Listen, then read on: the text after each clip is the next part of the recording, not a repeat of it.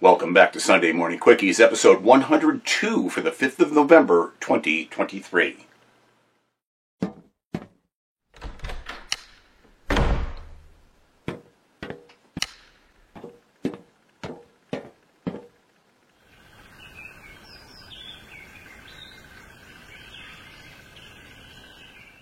Before we get going today, you may hear sounds coming from the other side of the room off and on. Liz has been working on a Howarth oboe. It's an oboe made from a company in England.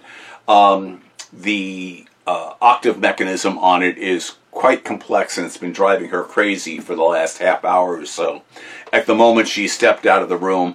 I don't know if she's gone looking for alcohol, but I suspect that may be an issue.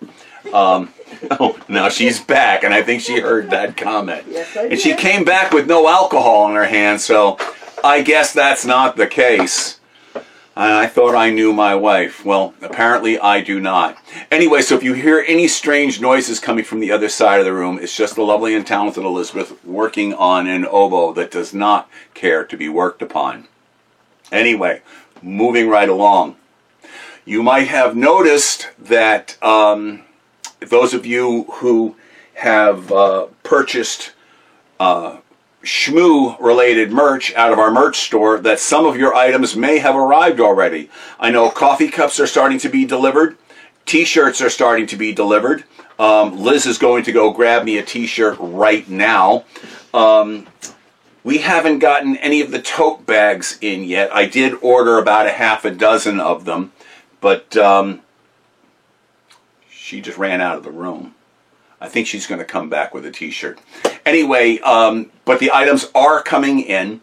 It's not just the Shmoo-related merch. Any merch in our merch store, 100% of the profits through the end of November. Oh, she's got a T-shirt handy. Ah, okay. This is mine, which, yeah, I don't know how well that's showing. I can't see through it. I'm not wearing it because I have been buffing. But yeah, it's, they're pretty cool. Thank you once again, Marie. Anyway, the tote bags haven't started coming in yet. I'm expecting them in a day or so. There's also on the merch store some aprons, not in the Shmoo pattern. They're in the my superpower. Fixing vintage sewing machines is my superpower pattern. I can put them into the Shmoo pattern if anybody wants them.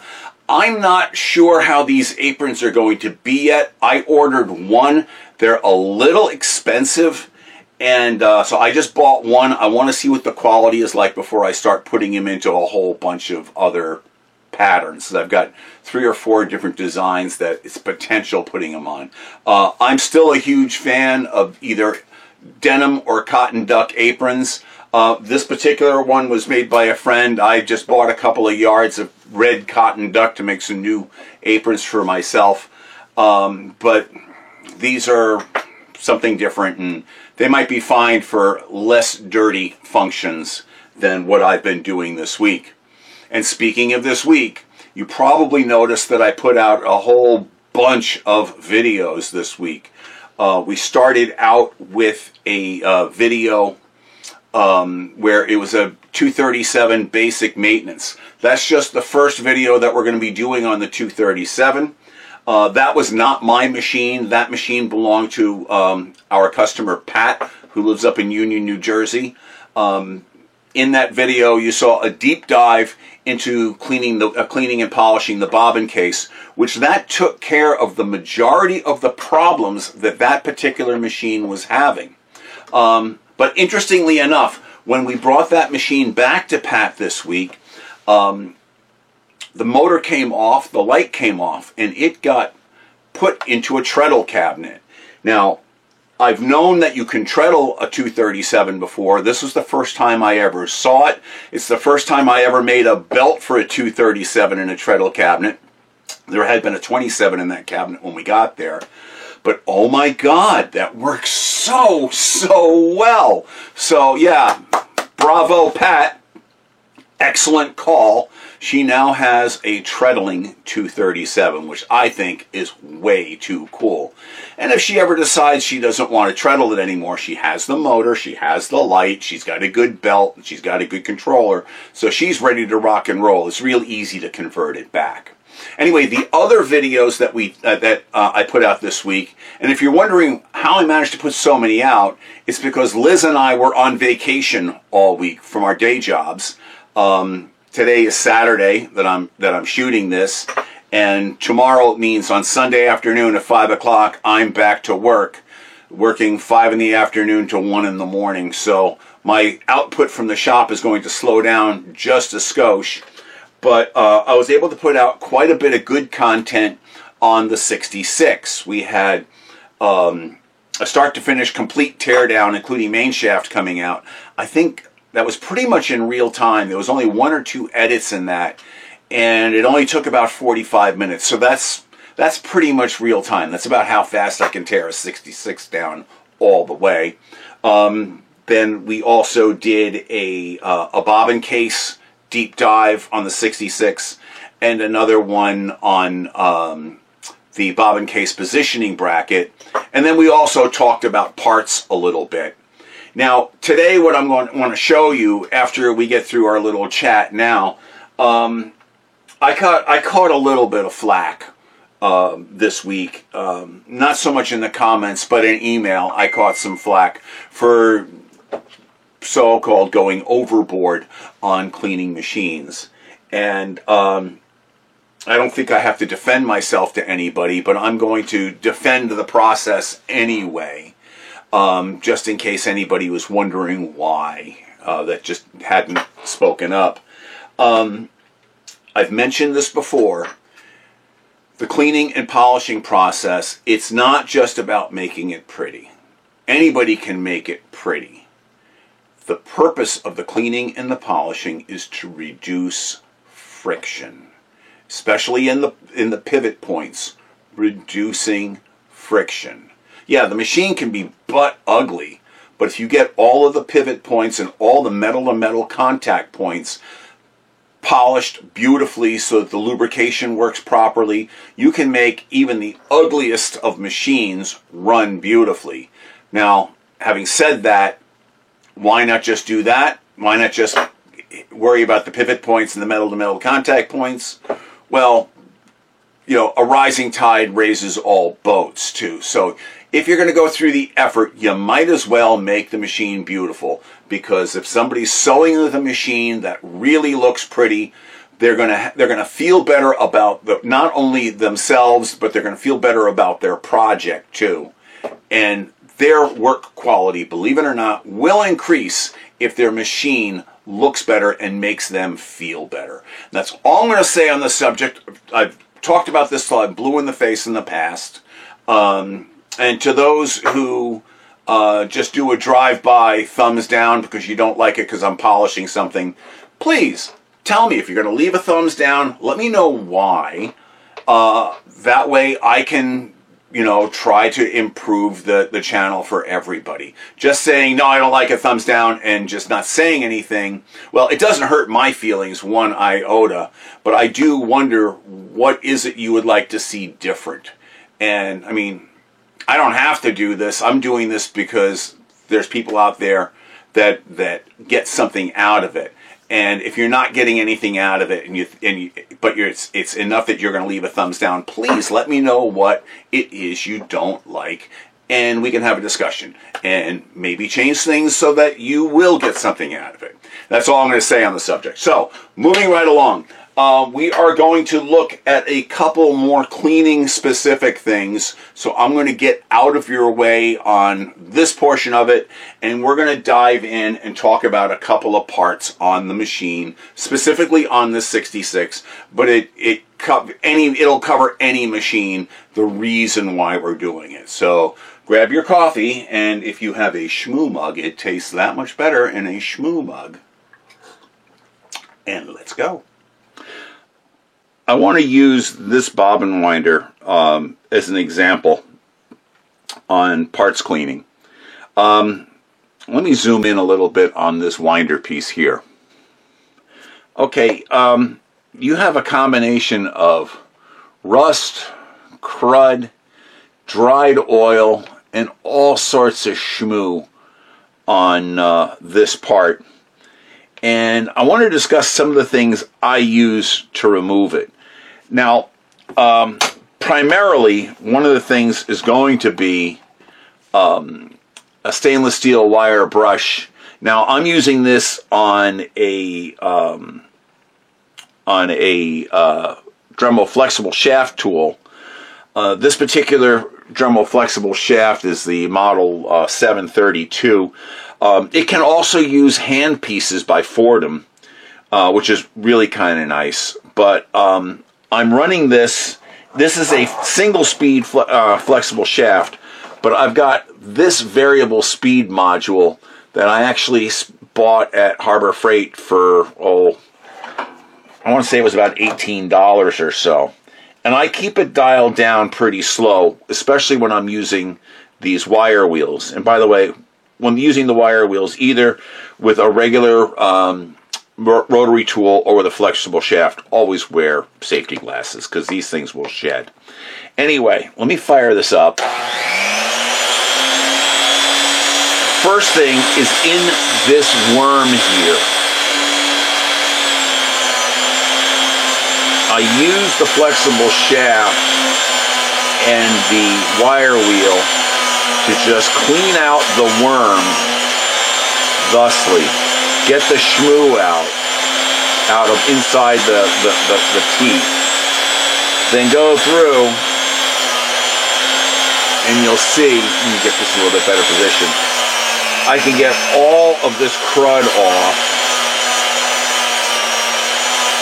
on these surfaces. Now I'm not going to be able to get inside here with this particular tool, but I'll show you how we're going to get in there to clean this out. Clean the mating surfaces off, flip it around, get the surface where the nut attaches on the back, and then we'll go and we'll get, this is the flat surface with part of where it's going to be pivoting against the belt guard portions. We're going to get all the crud off here.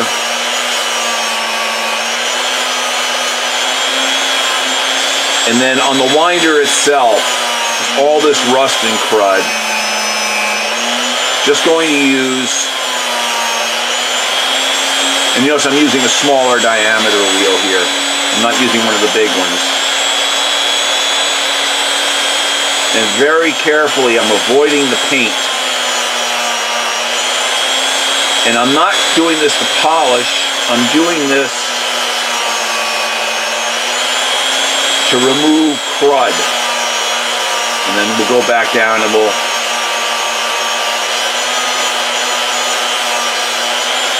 along the shaft where the bobbin actually attaches. Alright, this is getting off, excuse me, the worst of that. Then the side of where the wheel where the tire goes, I'm just touching it with that a little bit. Once again, taking care not to nail paint. I did put a little oil on this just to loosen up this shaft.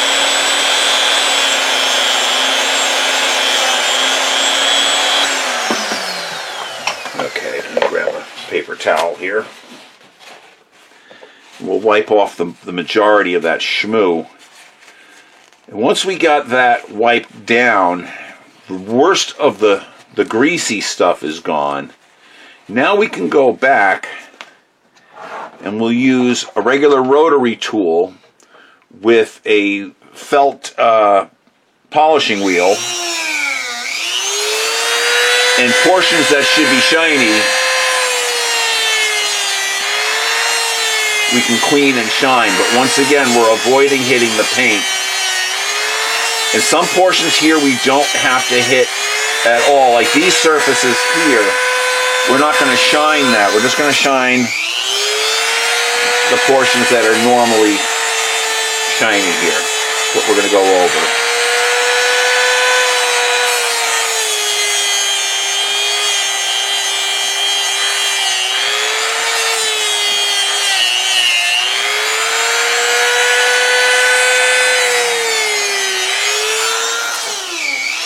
Don't be afraid to recharge your wheel with compound when you're doing this.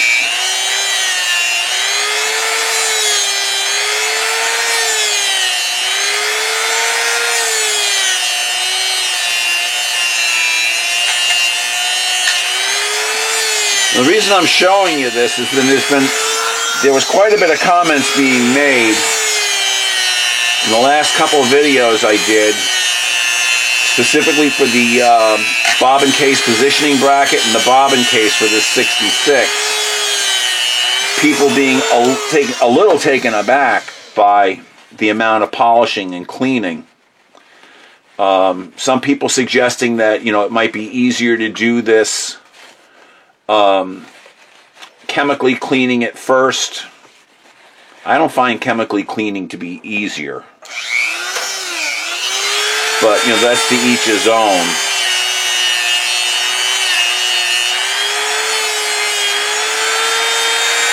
Alright, then I'm going to...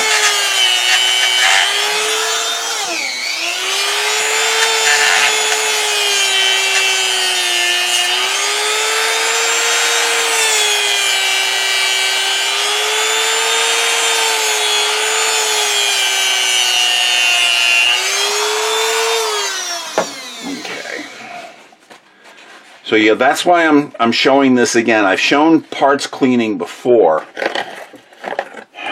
And these last couple of videos, I went kind of in depth.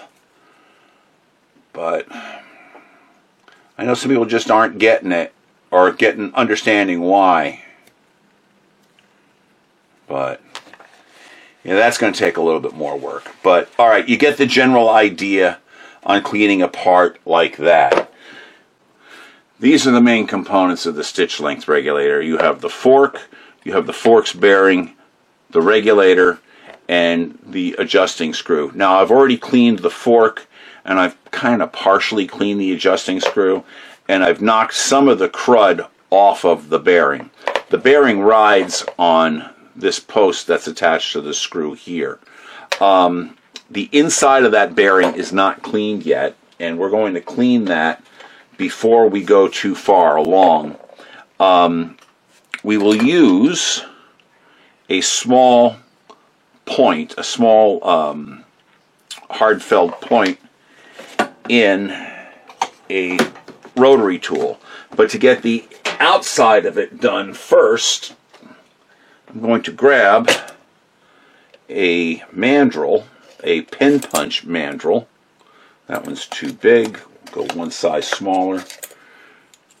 Maybe that's not. Maybe that is too small. You know what? It's in between those. So we're going to use the 11/64. I'm going to put the 11/64 on here. Rotary tool with a felt polishing wheel with some white compound, and we're going to polish up that surface.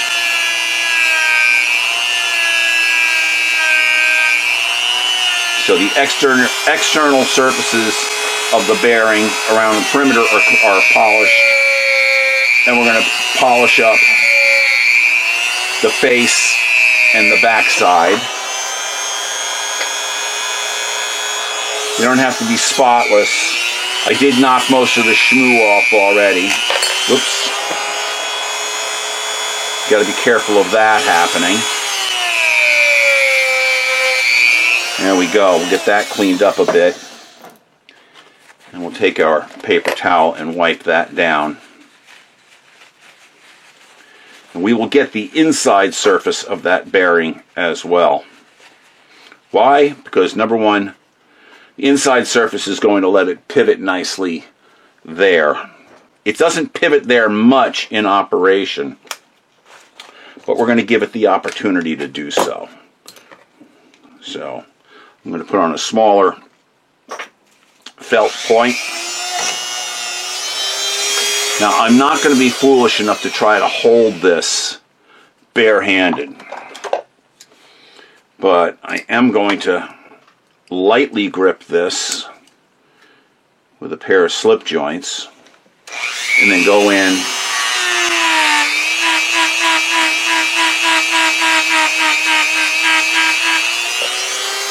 polish that thusly, and then take a cotton swab and get out the shmoo. And you can see a lot of shmoo, a lot of buffing dirt comes out of there. So now that is going to pivot nice and freely on the fork. Nice and free. Now, as far as the regulator itself goes, this little nub engages in this notched area here between this end disc and the body of the regulator. It engages there, and as it screws in and out, the angle of attack of the regulator changes vis-a-vis the where the bearing is going to be riding in here. So we need to get this perfectly clean, we need to get this clean, and then this is where it's pivoting inside the sewing machine. So yeah, we got to get that clean. So what are we going to do? We're going to clean the whole bloody mess because, well, we can. So weapon of choice is going to be a larger stainless steel wire wheel, and we're just going to hit it up and get the whole thing.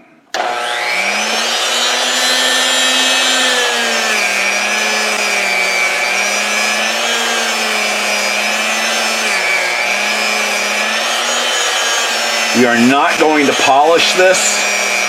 It does not need polishing. Polishing is a moot point for this. This just needs to be cleaned and scrubbed. And what better way to clean and scrub it than with a stainless steel wire wheel?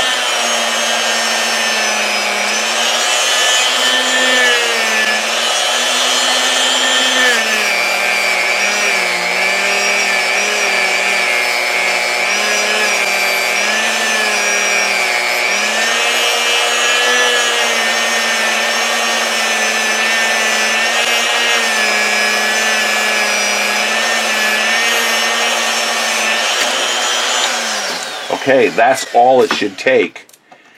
That's clean. The crud is gone. This bearing is now going to move nicely, nicely inside the slide area. That's all it takes. We don't have to go crazy. I could polish that, the surfaces in here. Excuse me. It doesn't make any sense to do so. For one, it's going to get loaded up with shmoo relatively quickly because that's an area of high lubrication, and there's really no sense in going beyond just steel wooling the old crap crud out of it. Other areas that you should be careful with and be cognizant of, the surfaces on the inside of the vertical fork or the vertical shaft inside the cage here. Get in there with a wire wheel. Clean that. Get into the pivot points, top and bottom, which I haven't done yet on this particular one. What I like to use for that, I take a larger pivot point, or excuse me, a larger polishing point, like this size here, which is, I guess it's a little bit bigger than a quarter of an inch, or it's about 3/8 of an inch. And once again, I get this with white compound. I charge them up, and then I go to town inside that pivot point.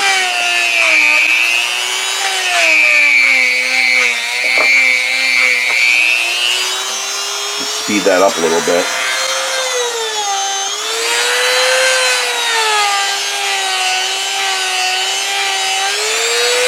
Get both sides, get both ends of it. Get it nicely polished. Actually, get it mirror polished if you can. That's if you're taking this part out. If you're not taking the part out, you're going to just get it very well lubricated inside the machine.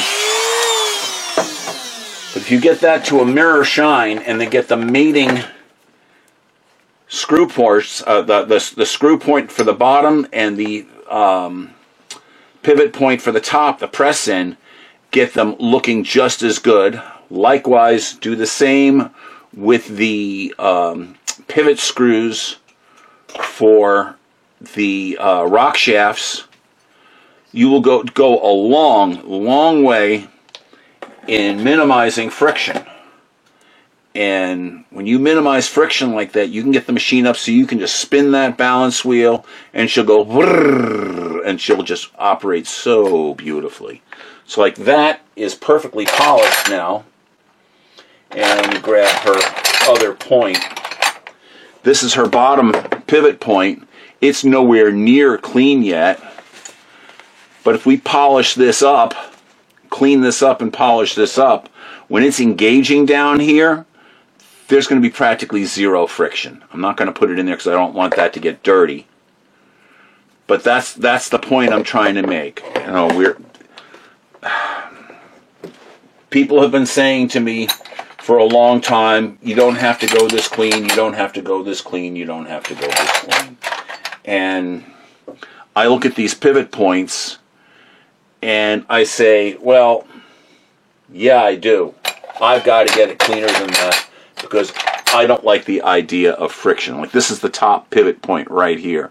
This will clean up so well. This will shine up so well. So when it's riding in this point up top, when it's riding in that cup, there will be practically zero friction in there, and this machine will just turn over so easily. And the easier they turn over, if you're running as a treadle or a hand crank, the less effort you're going to have to put in. If you're running with an electric motor, the smoother the motor is going to work. So, because the less effort the motor is going to have to make. So anyway, yeah, that's what I wanted to say about parts cleaning today. I have made some good progress on the parts for this machine. You saw when this came apart, the main shaft was disgusting. The main shaft's looking really good now. The bell crank is looking pretty good. End bearing, end cam, all the main shaft components are done. The feed cam is done. So all these components are fine. I've got more parts I've got to clean yet before we start the reassembly. But anyway, yeah, that's what I want to talk about for today for parts cleaning. Well, that's what I've got for you this week. Just remember, 100% of the proceeds from our merch store through the end of November is going to Pet Adoption Network of New Jersey, which is where Ava Gardner here came from. Ava is quite the character, aren't you, little sweetie? Yes, you are. Anyway, all 6 of our cats came from Pet Adoption Network. They had an extremely busy kitten season this year. I know, and you're adorable, aren't you? All right, I'll let you get down. They had an extremely busy kitten season. They can use the help. So 100% of the proceeds from the merch store goes to Pet Adoption Network through the end of November. So that's what I've got for you this week. Thank you so much for watching, and we'll see you on the next one.